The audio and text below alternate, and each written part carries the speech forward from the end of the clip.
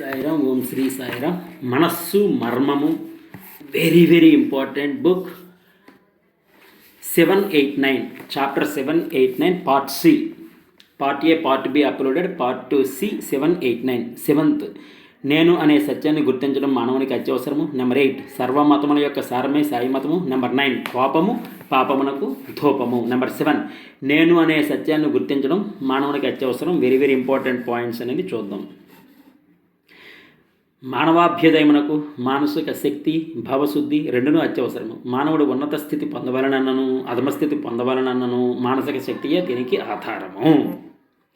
మానసిక స్థితి వలన పదార్థము హితముగా అహితముగా కూడా ఉండును. మానవునికి ఒడిదుడుకులు తప్పనిసరి.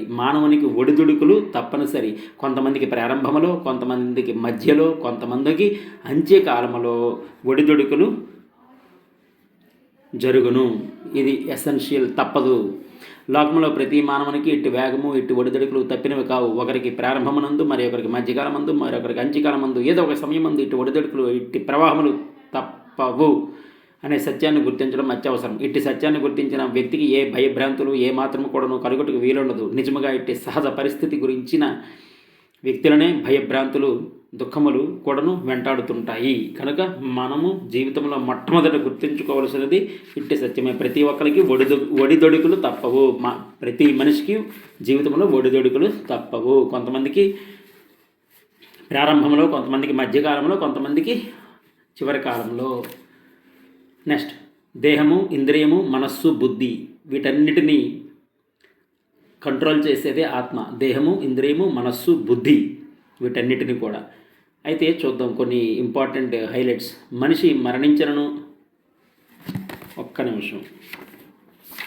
మనిషి మరణించను, సంకల్పము మరణించేవి కావు. కనుక సంకల్పములు వజ్రకవచముల వంటివి. దీని యొక్క అంతరార్థాన్ని మనము అహల్య శాపమునందు గుర్తించవచ్చు. అహల్య రూపము మారి శిలగా ఉండినప్పటికీ అహల్య సంకల్పం మాత్రం మారకుండా ఉండటం చేతనే శ్రీరాముని యొక్క పాదస్పర్శ చేత తిరిగి అహల్యగా మారింది. అహల్య రూపము మారి శిలగా ఉండినప్పటికీ అహల్య సంకల్పం మాత్రము మారకుండా ఉండటం చేతనే శ్రీరాముని యొక్క పాదస్పర్శ చేత తిరిగి అహల్యగా మారింది. ఈ విధంగా దివ్యాత్మ స్వరూపులారా, ఆకారములు మారాలని కానీ జన్మలు మారాలని కానీ మనం కోరుకోవటం వ్యర్థము. గుణములు మారి సంకల్పములు పవిత్రమై సచ్చింతన ఎందు కాలము గడిపితే జీవితము మనకు ప్రాప్తించాలని కోరడం అత్యవసరము. ఆకారములు మారాలని కానీ జన్మలు మారాలని కానీ మనం కోరటం వ్యర్థం.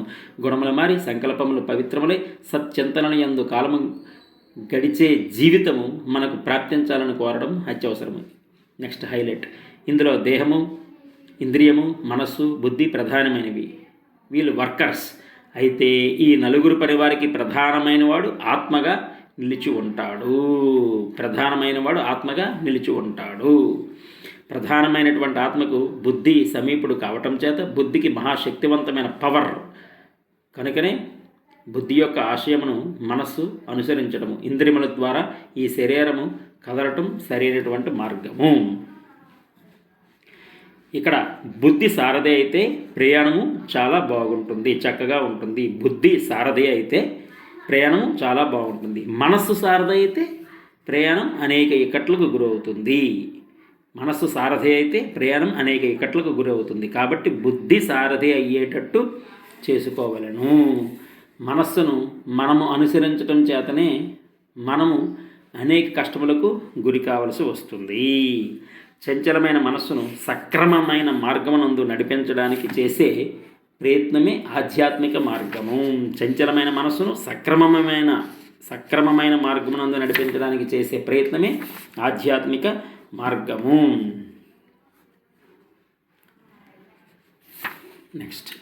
Next important.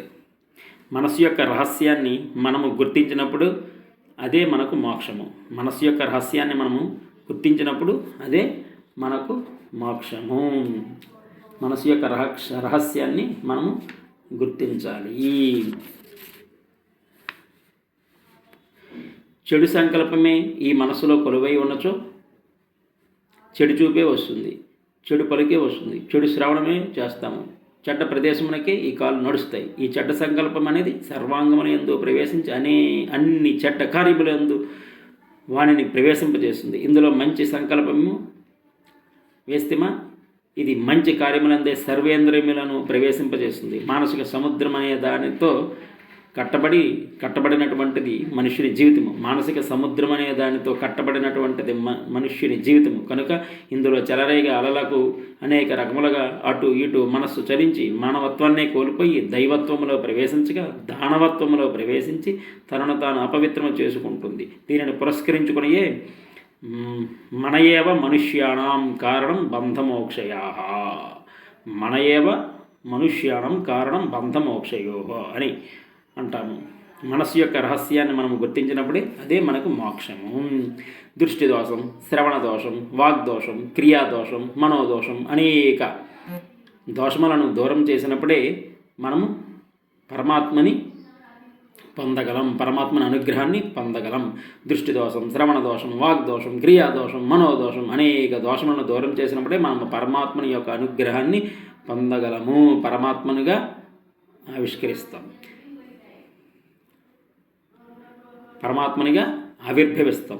దృష్టి దోషం, శ్రవణ దోషం, వాగ్దోషం, క్రియాదోషం, మనోదోషం అనే పంచదోషములను దూరం చేసినప్పుడే మనము పరమాత్మగా ఆవిర్భవిస్తాము, మనము పరమాత్మగా ఆవిర్భవిస్తాం అనే సత్యాన్ని ప్రబోధిస్తుంటాను నేను ఎప్పుడు అని స్వామి చెప్పారు. మనకు అయిష్టమైన విషయాన్ని మనము వినకూడదు. విన్నటువంటి దానిని పరులకు కూడా అందించి ఈ పాపానికి మనం ఎందుకు గురి కావాలి? మనము వినటమే చాలా తప్పు, దానిని తిరిగి పరులకు వినిపించడం మరొక తప్పు. ఇందులో రెండు తప్పులు చేసి పాపానికి గురైపోతున్నాము. వెరీ వెరీ ఇంపార్టెంట్ అండి. ఇది 100% పీపుల్ ఇది చేస్తున్నారు. మనకు అయిష్టమైన విషయాన్ని మనమే వినకూడదు, విన్నటువంటి దానిని పరులకు కూడా అందించి ఈ పాపానికి మనం ఎందుకు గురి కావాలి? మనము వినటమే చాలా తప్పు, దానిని తిరిగి పరులకు వినిపించడం మరొక తప్పు. ఇందులో రెండు తప్పులు చేసి పాపానికి గురైచున్నాము. ఈ మనస్సంకల్పం అనేది మాయలమారిగా ఉంటుంటుంది. ఎట్టి మాయలమారి మనస్సునైనా మాధవానుగ్రహము చేత దాని మాలిన్యము దూరం చేసి పవిత్రమైన దివ్య మార్గంలో ప్రవేశింపచేయడానికి వీలుంటుంది. ఈ మనస్సంకల్పం అనేది మాయలమారిగా ఉంటుంటుంది. ఎట్టి మాయలమారి మనస్సునైనా మాధవానుగ్రహం చేత దాని మాలిన్యము దూరం చేసి పవిత్రమైన దివ్య మార్గంలో ప్రవేశింపచేయడానికి వీలుంటుంది. మనస్సు కేవలము భ్రాంతియే తప్ప దీనికి ఆకారము లేదు. మొదట మన సంకల్పములను పవిత్రమైనవిగాను, పరిశుద్ధమైనవిగాను, పరోపకారమైనవిగాను ప్రయత్నరూపకంగా ఆవిర్భవింప చేసుకోవడానికి తగిన కృషి సల్పాలి. ఈ సంకల్పములకు తోడుగా మనము సాత్వికమైన ఆహారాన్ని భుజించడం కూడాను అత్యవసరం. కొంత పరోపకార సంబంధమైన కర్మలను పూనుకోవడం, సమాజ సేవలు యందు పాల్గొనడం చాలా అవసరం. వెరీ వెరీ ఇంపార్టెంట్ అండి. మొదట మన సంకల్పములను పవిత్రమైనవిగాను, పరిశుద్ధమైనవిగాను, పరోపకారమైనవిగాను ప్రయత్నరూపకంగా ఆవిర్భవింప చేసుకోవడానికి తగిన కృషి సల్పాలి. ఈ సంకల్పములకు తోడుగా మనము సాత్వికమైన ఆహారాన్ని భుజించకూడదు, అత్యవసరం. ఈ సంకల్పములకు తోడుగా మనము సాత్వికమైన ఆహారాన్ని భుజించడం కూడాను అత్యవసరము. కొంత పరోపకార సంబంధమైన కర్మలను పూనుకోవడం, సమాజ సేవల యందు పాల్గొనడం చాలా అవసరం. కొంత పరోపకార సంబంధమైన కర్మలను పూనుకోవడం, సమాజ సేవలందు పాల్గొనడం చాలా అవసరము. ఎన్ని విధములైన వేదశాస్త్ర ఇతిహాస పురాణములు పఠించినప్పటికీ, ఎందరు పెద్దలను దర్శించినప్పటికీ, ఎన్ని గ్రంథములు పఠించినప్పటికీ, ఎన్ని విధములైన సాధనలు చేసినప్పటికీ చిత్తశుద్ధి లేక సరైన సంకల్పము రాక మన యొక్క తత్వము జ్ఞాన సిద్ధిగా మారదు. ఎన్ని విధములైన వేదశాస్త్ర ఇతిహాస పురాణములు పఠించినప్పటికీ, ఎందరు పెద్దలను దర్శించినప్పటికీ, ఎన్ని గ్రంథములు పఠించినప్పటికీ, ఎన్ని విధములైన సాధనలు చేసినప్పటికీ చిత్తశుద్ధి లేక సరైన సంకల్పము రాక మన యొక్క తత్వము జ్ఞానసిద్ధిగా మారదు. ఇది చాప్టర్ నెంబర్ 7లో వెరీ వెరీ ఇంపార్టెంట్ పాయింట్స్ కొన్ని కవర్ చేసామండి.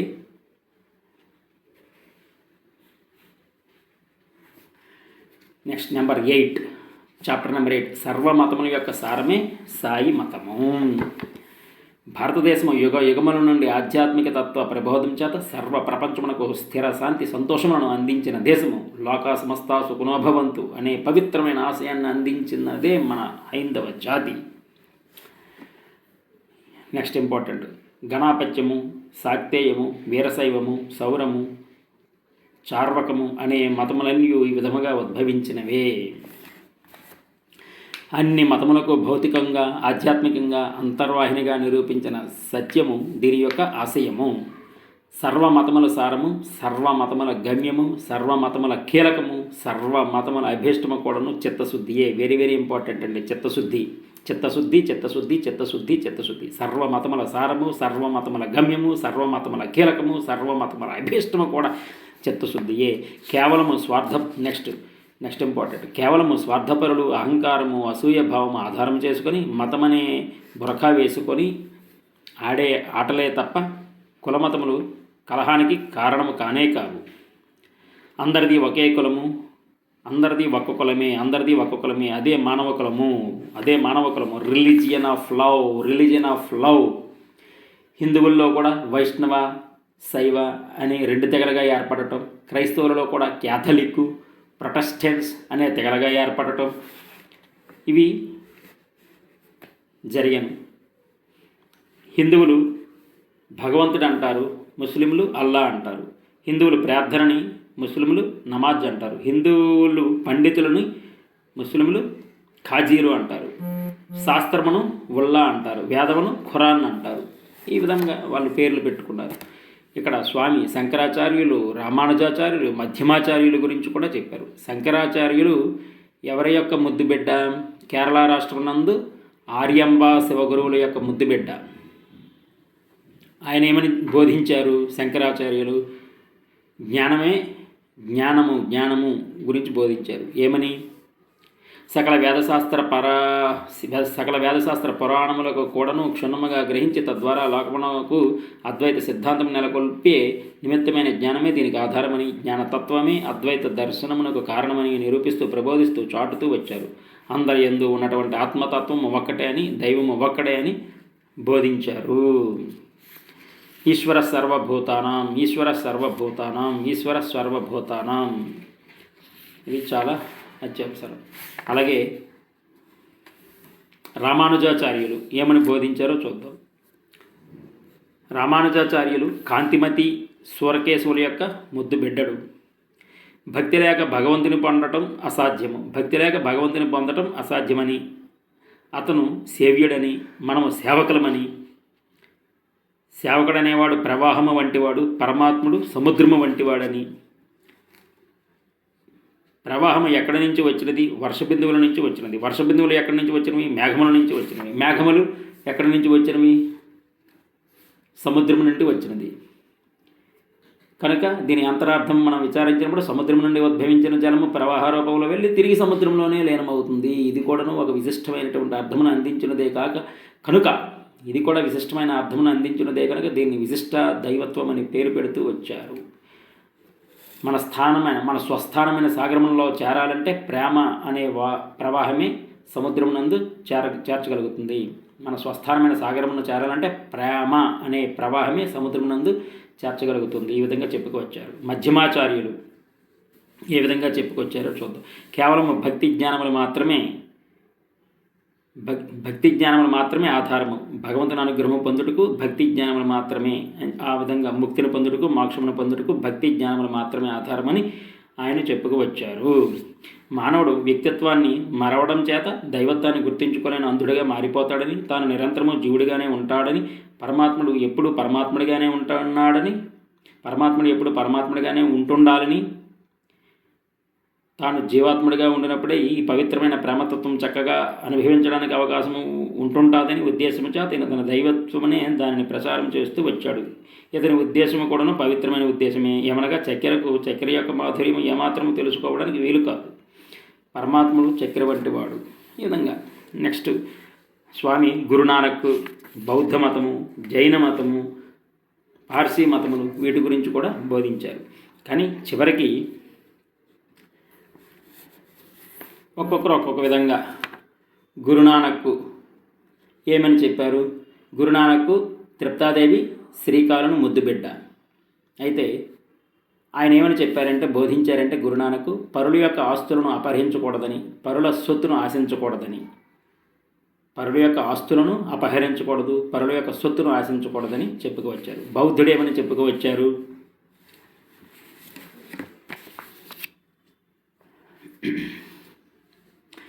బౌద్ధుడు మాయాదేవి శుద్ధోధనుల ముద్దు బిడ్డడు. ఇంద్రియములు మనోబుద్ధులు విచారణ ద్వారా సత్యమును గుర్తించి తద్వారా ఏనాటికైనా దుఃఖాన్ని జయించాలనే సత్యాన్ని తాను లక్ష్యమందుంచుకొని ఈ విధమైన ప్రచారము జరుపుతూ వచ్చాడు. ఏ విధంగా బోధించారు. దుఃఖములు అనేవి కేవలము మన యొక్క కల్పితములని, విచారములని, మన యొక్క భ్రాంతులని, ఈ విచార దుఃఖములను మనము ధైర్య సాహసముల చేత సరియైన విచారణ సల్పి దానిని సాధించడానికి పూనుకోవాలని ప్రబోధిస్తూ వచ్చాడు. బుద్ధం శరణం గచ్చామి, ధర్మం శరణం గచ్చామి, సంఘం శరణం గచ్చామి అనే ధర్మ మార్గమును ప్రబోధిస్తూ భక్తి, భగవంతుడు అనే పేర్లు చెప్పుకొచ్చారు. కేవలం దయాప్రేమల యొక్క తత్వాన్ని తాను చక్కగా చాటుతూ వచ్చారు. దయాప్రేమ. అలాగే జైన మతము జైన మతం నందు మహావీరుడు కూడాను భక్తి ప్రపత్తుల చేత చక్కగా ప్రపంచానికి చాటుతూ తన కర్తవ్యాన్ని నిర్వర్తించడమే ప్రధాన లక్ష్యమని, ఈ విధంగా సర్వేశ్వరుడు సర్వజీవులయందు ఉంటున్నాడని బోధించాడు.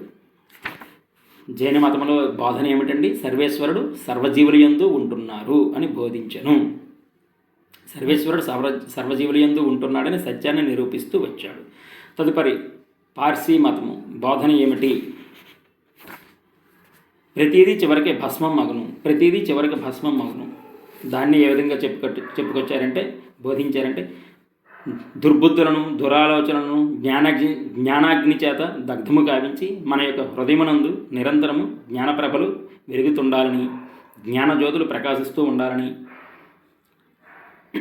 చెప్పుకొచ్చారు. జగత్తనందు పుట్టిన ప్రతి పదార్థము, ప్రతి వ్యక్తి, ప్రతి అణువు కూడాను అగ్ని చేత ఏనాటికైనా భస్మం కాక తప్పదు. జగత్తనందు పుట్టిన ప్రతి పదార్థము, ప్రతి వ్యక్తి, ప్రతి అణువు కూడాను అగ్ని చేత ఏనాటికైనా భస్మము కాక తప్పదు. జగత్తనందు పుట్టిన ప్రతి పదార్థము, ప్రతి వ్యక్తి, ప్రతి అణువు కూడాను అగ్ని చేత ఏనాటికైనా భస్మము కాక తప్పదు. దేహము కూడాను ఏనాటికైనా భస్మము కాక తప్పదు. అన్నింటినీ భస్మము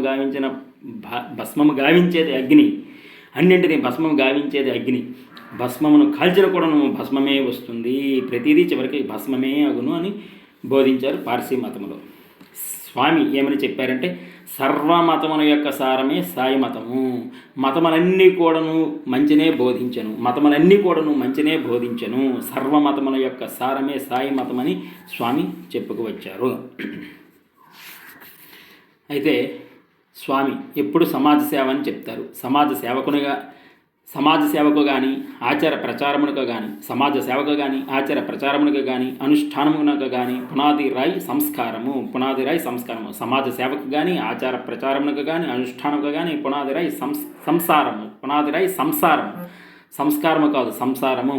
గృహస్థ ధర్మము, మన కుటుంబం అన్యోన్యంగా అనుకూలంగా ఉండినప్పుడే మనము మరి ఒక కుటుంబాన్ని చక్కదిద్దడానికి అధికారిగా ఉంటుంటాము. మన కుటుంబం అన్యోన్యంగా అనుకూలంగా ఉండినప్పుడే మనము మరి ఒక కుటుంబాన్ని చక్కదిద్దడానికి అధికారిగా ఉంటుంటాము. కనుక ప్రశాంతమైన కుటుంబాన్ని మనం ఈనాడు అభివృద్ధి గావించుకోవడానికి తగిన కృషి సల్పాలి. కావున ప్రశాంతమైన కుటుంబాన్ని మనం ఈనాడు అభివృద్ధి గావించుకోవడానికి తగిన కృషి సల్పాలి. ఒకరి మనస్సును ఒకరు అర్థం చేసుకోవడానికి, మనిషికి మధ్య ఉన్న సంబంధ బాంధవ్యాన్ని గుర్తించడానికి తగిన ప్రయత్నం చేయాలి. ఈ విధమైన ప్రయత్నానికి మనము పూనుకున్నప్పుడు అనాది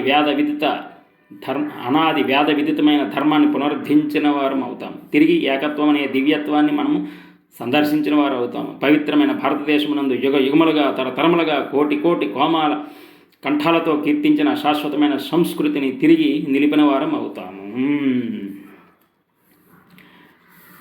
ఏమని చెప్పారండి? ఒకరి మనసును ఒకరు అర్థం చేసుకోవడానికి, మనిషికి మధ్యనున్న సంబంధ బాంధవ్యాన్ని గుర్తించడానికి తగిన ప్రయత్నం చేయాలి. ఈ విధమైన ప్రయత్నానికి మనం పూనుకున్నప్పుడు అనాది వ్యాధ విదితమైన ధర్మాన్ని పునరుద్ధరించిన వారం అవుతాము. తిరిగి ఏకత్వం అనే దివ్యత్వాన్ని మనం సందర్శించిన వారం అవుతాం. పవిత్రమైన భారతదేశమునందు యుగములుగా తరతరములుగా కోటి కోమల కంఠాలతో కీర్తించిన శాశ్వతమైన సంస్కృతిని తిరిగి నిరూపించిన వారు అవుతాము.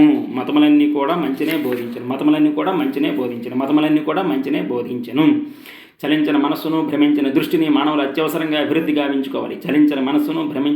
భ్రమించిన దృష్టిని మానవులు అత్యవసరంగా అభివృద్ధి గావించుకోవాలి. భగవద్ విశ్వాసమందు వజ్రాయుధము వలె అంత ప్రతిజ్ఞ కలిగి, అంత నిశ్చలమైన విశ్వాసంతో దీనిని సాధించడానికి పూనుకోవాలి. మన మార్గమునకు ఎన్ని ఆటంకములు సంభవించినప్పటికీ, ఎన్ని అవాంతరములు అడ్డు తగిలినప్పటికీ మనం ఏమాత్రము కూడాను లెక్క చేయక మన మనము లక్ష్యం వీడక దానిని సాధించడానికి పూనుకోవాలి. ఇది వెరీ వెరీ ఇంపార్టెంట్ అండి.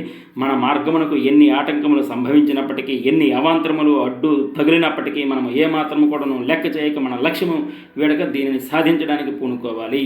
మన మార్గమునకు ఎన్ని ఆటంకములు సంభవించినను, ఎన్ని అవాంతరములు అడ్డులు తగిలినప్పటికీ మనం ఏమాత్రము లెక్క చేయక మన లక్ష్యము వీడక దీనిని సాధించడానికి పూనుకోవాలి. అంటే చలించిన మనస్సును, భ్రమించిన దృష్టిని మానవులు అత్యవసరంగా అభివృద్ధి గావించుకోవాలి. చలించిన మనస్సును, భ్రమించిన దృష్టిని మానవులు అత్యవసరంగా అభివృద్ధి గావించుకోవాలి. భగవద్ విశ్వాసమందు వజ్రాయుధము వలె అంత ప్రతిజ్ఞ కలిగి, అంత నిశ్చలమైన విశ్వాసంతో దీనిని సాధించడానికి పూనుకోవాలి. మన మార్గమునకు ఎన్ని ఆటంకములు సంభవించను, ఎన్ని అవాంతరములు అడ్లు తగిలినప్పటికీ మనం ఏమాత్రము కూడాను లెక్క చేయక మన లక్ష్యము వీడక దీనిని సాధించడానికి పూనుకోవాలి. అట్టి నిశ్చలమైన మనస్సును ఈనాడు మనం అభివృద్ధి గావించుకోవాలి. ఈ మనస్సునకు సత్సంస్కారాలను, సత్సంకల్పాలను ప్రోగు చేసుకోవాలి. కనుక నెక్స్ట్ ఇంపార్టెంట్, కనుక చెడ్డ భావములకు, చెడ్డ తలంపులకు, చెడ్డ ఊహలకు మనము ఏమాత్రము కూడాను అవకాశమును అందించక,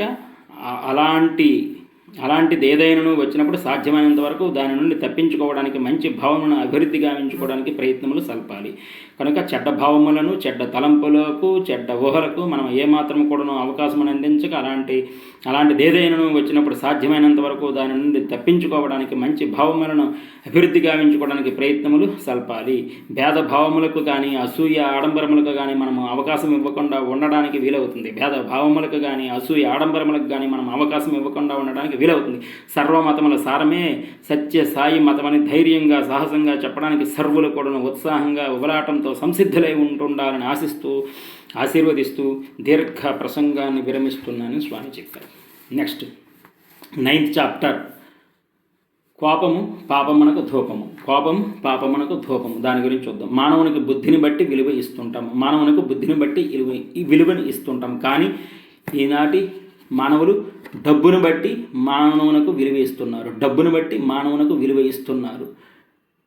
డబ్బు ఉన్నవాడికి మోక్షము రాదండి. డబ్బు ఎక్కువ ఉన్నవాడికి మోక్షము 0.0000001% మాత్రమే. It is universal truth. మానవునకు బుద్ధిని బట్టి విలువను ఇస్తుంటాము. నిజముగా మానవ జన్మము చాలా దుర్లభము. జంతువునాం నరజన్మ దుర్లభం. ఇలాంటి పవిత్రమైన జన్మము మనకు ప్రాప్తించి కూడాను దీనిని సార్థకము గావించుకునేటటువంటి ప్రయత్నము పూనుకోకుండా ఉండడం దురదృష్టము. బుద్ధిచే మానవుని జీవితమునకు శోభ కలుగుతుంటుంది. బుద్ధి ఎంతెంత పెరుగునో మానవత్వం కూడా అంతంత అభివృద్ధి చెందును. జ్ఞానం పెరుగు కొలది మానవుని యొక్క జీవితం కూడా అభివృద్ధి అవుతూ ఉంటుంది. జ్ఞానం పెరుగు కొలది మానవుని యొక్క జీవితం అభివృద్ధి జరుగుతూ ఉంటుంది. వెదురుకర్రకు బొడ్డు, పొడవు, లావును బట్టి విలువ ఇస్తాము. చెరకునకు రసమును బట్టి మాత్రమే విలువ ఇస్తాము. పశువునకు బలము, అందమును బట్టి విలువ ఇస్తుంటాము. మానవునికి బుద్ధిని బట్టి విలువ ఇస్తుంటాము. కానీ ఈనాటి మానవుడు డబ్బుకి విలువ ఇస్తున్నాడు. డబ్బు అని చచ్చిపోతూ ఉన్నాడు మానవుడు. ఆ డబ్బు కోసం నాలుకతో, దేహముతో, మనసుతో అనేక పాపములు చేసుకొని తిరిగి అనేక లక్షల జన్మలు పొందుచు దుఃఖిస్తున్నాడు. మానవునికి బుద్ధిని బట్టి విలువ ఇస్తుంటాము. అది ఇంపార్టెంట్. బుద్ధిని బట్టి విలువ ఇవ్వాలి, డబ్బుని బట్టి కాదు. బుద్ధిని బట్టి విలువ ఇవ్వాలి. దేహము ఎవరి సొత్తు? మృత్యువు యొక్క సొత్తు. అశాశ్వతమైనటువంటి మానవ జీవితము బుద్ధి ద్వారా సార్థకము గావించుకున్నట్టుకు ప్రయత్నము చేయకపోవటము ఇది మానవత్వానికి ఒక విధమైన అపకీర్తి. నెక్స్ట్ ఇంపార్టెంట్, ఏనాటికైనాను తిరిగి పోక తప్పదు. అంటే దేహము ఏనాటికైనా పోతుంది, టెంపరీ దేహము. కానీ దీనిని గుర్తించడానికి ప్రయత్నించడం లేదు. ఏ క్షణము, ఏ నిమిషము, ఏ దినమున ఎప్పటికో ఒకప్పుడు ఈ పెట్టే తిరిగి పోక తప్పదు. ఈ దేహము పోక తప్పదు. ఇది పోక పూర్వమే మనము ఏ సత్యమును గ్రహించాలి. ఏ పవిత్రతను సాధించాలో, ఏ దివ్యస్థానాన్ని చేరాలో దానికి తగిన ప్రయత్నం చేయడం నిజంగా మన కర్తవ్యం.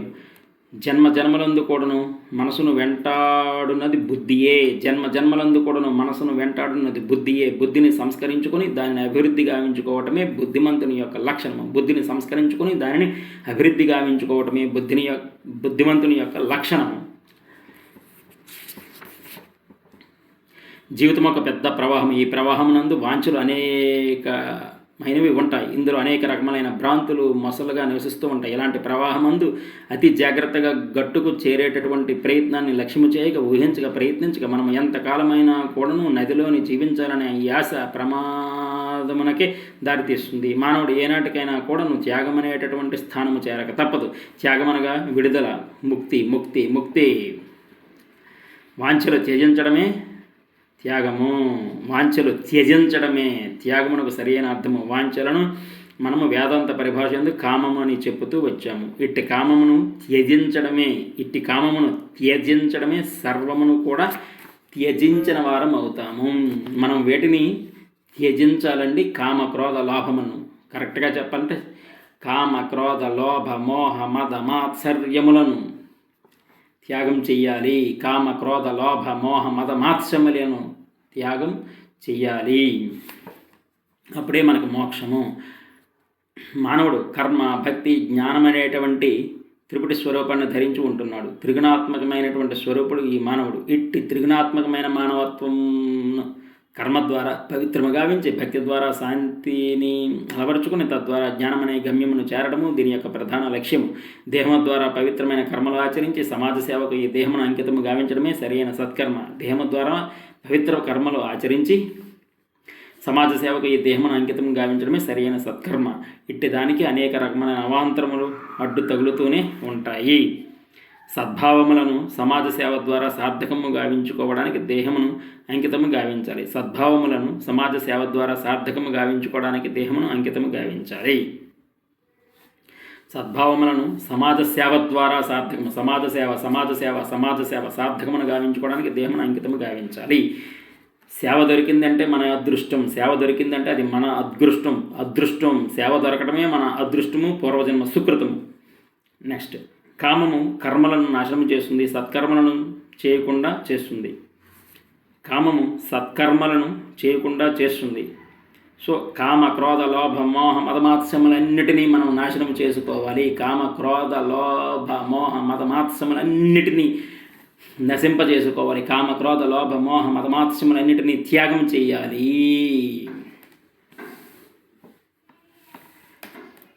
నిజముగా మానవుని యొక్క మానవత్వము నిరూపణ చేయకుండా మరుగుపరిచేటటువంటిదే ఈ క్రోధము. నిజముగా మానవుని యొక్క మానవత్వమును నిరూపణ చేయకుండా మరుగున పడేటట్టు చేసేదే ఈ క్రోధము. ఇంతే కాదు, ఈ క్రోధం అనేటటువంటి దేహాన్ని కూడా భస్మం గావిస్తుంది. ఈ క్రోధం అనేటటువంటి దేహాన్ని కూడా భస్మం గావిస్తుంది. ఒక పర్యాయం కోపమున పడితే 3 నెలలు మనము తినిన ఆహారపు శక్తి క్షీణిస్తుంది. ఒక్కసారి కోపం పడితే 3 నెలల యొక్క ఎనర్జీ పోతుందంట. అది అంటే క్రోధము మన మనస్సులో చేరిన దేహమంతా వేడెక్కుతుంది, రక్తమంతా వేగంగా ప్రవహిస్తుంది, తద్వారా నరాల బలహీనత ఏర్పడుతుంది. తిరిగి ఈ శక్తిని తెప్పించుకోవడానికి 3 నెలలు మనం కూర్చుని భుజించాలి. తద్వారా మనము చేయవలసిన సాధనలకు, పవిత్రమైన కర్మలకు బలహీనత ఏర్పడుతుంది. కనుక క్రోధమునకు ప్రవేశం ఇవ్వకుండా చూచుకొనడము సాధకుల యొక్క ప్రధాన కర్తవ్యము. ఇక 3వది లోభము. ఇవేమి ఉండకూడదండి. కామ క్రోధ లోభ మోహ మదమాత్సర్యములు ఏవి ఉండకూడదు. అవి ఉంటే మోక్షము రానే రాదు, మంచి జన్మ కూడా రాదు. ఏ పందిగానో పుట్టవచ్చు. అర్థం చేసుకోండి. ఆధ్యాత్మిక మార్గములందు కూడాను అనేక రకమైన అవాంతరములు, కొన్ని అడ్డులు మనకు తగులుతూ ఉంటాయి. పరమభక్తులైన వారికి అనేక కష్టములు, నష్టములు, దుఃఖములు అడ్డు తగులుతుంటాయి. పరమభక్తులైన వారికే అనేక కష్టములు, నష్టములు, దుఃఖములు అడ్డు తగులుతూ ఉంటాయి.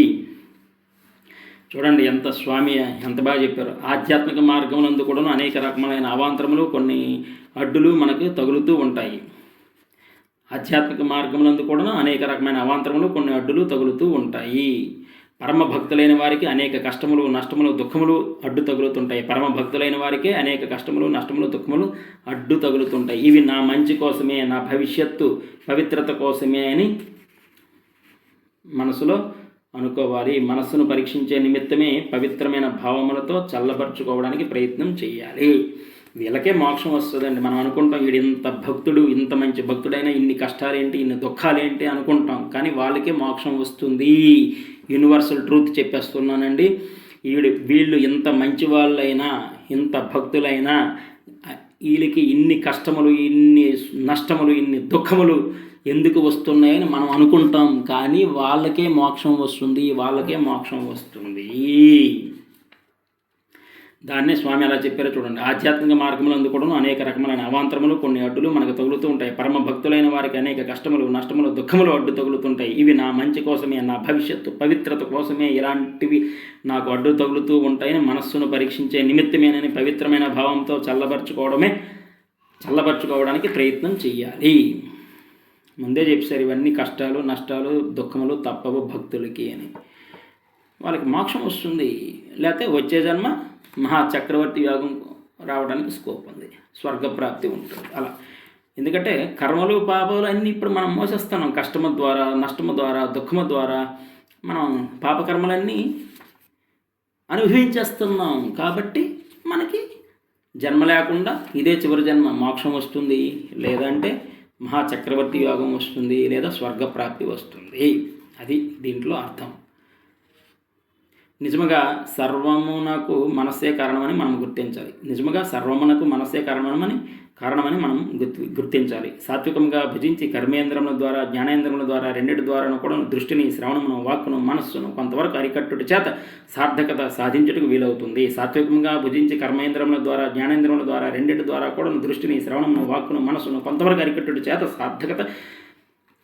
సార్థకతను సాధించుటకు వీలవుతుంది.